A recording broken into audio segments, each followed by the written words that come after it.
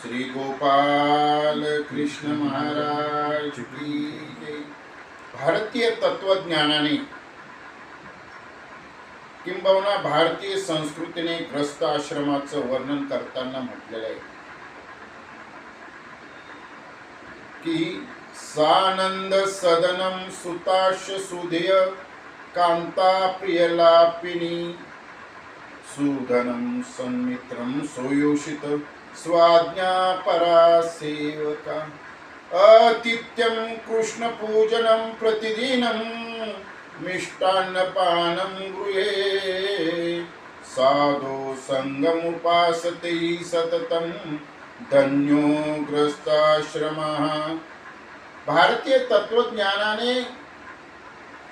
ग्रस्त आश्रमाचं वर्णन करताना म्हटलेले धन्य ग्रस्त आश्रमा म्हणजे प्रशंसनीय असा ग्रस्त आश्रम आहे। पण केव्हा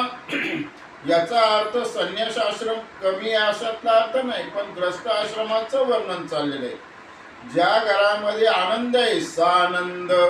पूर्ण आनंदाने घर भरलेले आहे, त्याला काय म्हटलंय सानंद सदनम म्हणजे आरोग्य चांगलं आहे, धन संपत्ती चांगली आहे, धर्म संपदा घरामध्ये चांगल्या प्रकारची चाललेलं आहे आचरण, अशा प्रकारचं सानंद घर। त्याचप्रमाणे बुद्धिमान मुले आहेत, मुली असो किंवा मुलगा असो, सो बुद्धिमान चांगल्या प्रकारची बुद्धिमान घरातल्या स्त्रिया मधुरभाषी आहे, प्रिया लापिनी म्हणजे प्रिय बोलणारे आहेत, नव्हे तर चांगल्या प्रकारचं धन ते कमवत आहेत, उत्तम प्रकारचं धन सात्विक धन कमवत आहेत, अशा प्रकारचं धन ज्या घरात आहे, चांगल्या प्रकारचे मित्र आहेत, शाकाहारी सुसंस्कारी सुशिक्षित अशा प्रकारचे धार्मिक असलेले मित्र आणि सेवक आज्ञा पालन करणारे आणि येणारे अतिथी त्यांचं ज्या घरामध्ये पूजन होतं, जसं आपल्या घरामध्ये झालेलं आहे त्या पद्धतीनं, नव्हे तर ज्या घरामध्ये कृष्ण परमात्म्याची भक्ती होत असते,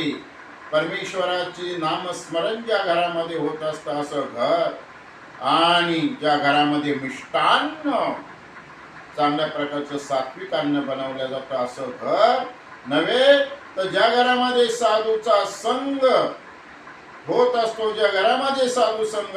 होत असतो, ज्या घरामध्ये साधू संत येत असतात, असं जे घर आहे त्या घराला धन्य ग्रस्त आश्रम असं म्हटलेलं आहे। आणि म्हणून फिरवा थोडं देवाकडे धन्य